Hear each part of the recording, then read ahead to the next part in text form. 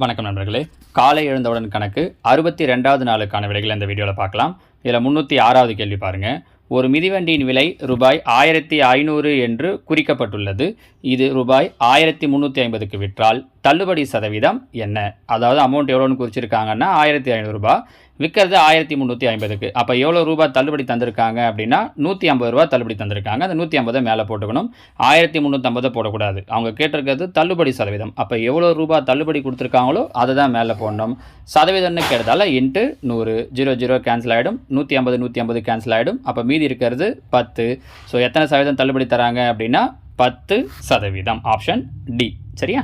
அடுத்த கேள்வி எண் 307.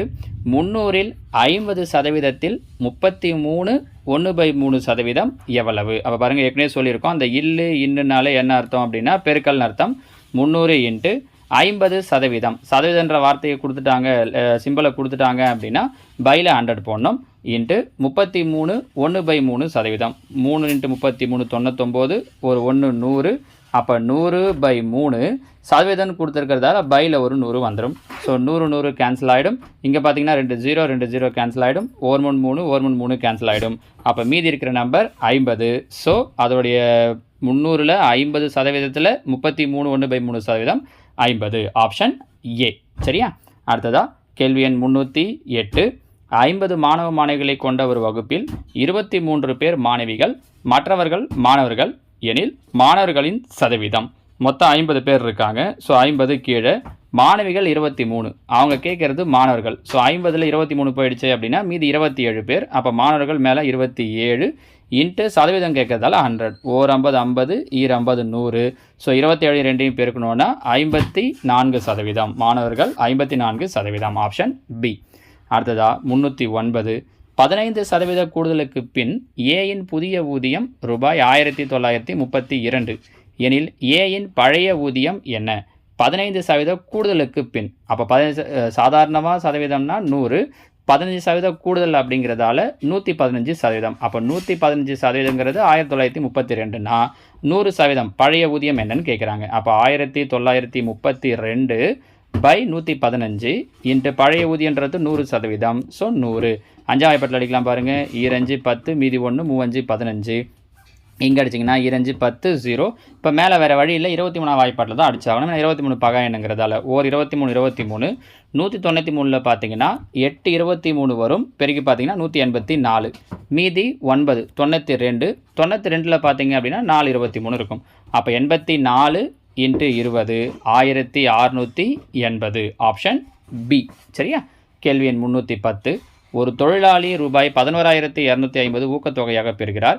இத்தொகை அவர்தம் ஆண்டு வருமானத்தில் 15% எனில் அவரின் மாத வருமானம் என்ன?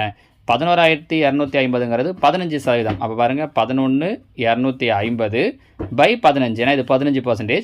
நம்ம ஃபஸ்ட்டு 100% கண்டுபிடிக்கணும். 100%ங்கிறது ஆண்டு வருமானம். அடிக்கலாம் பாருங்கள்.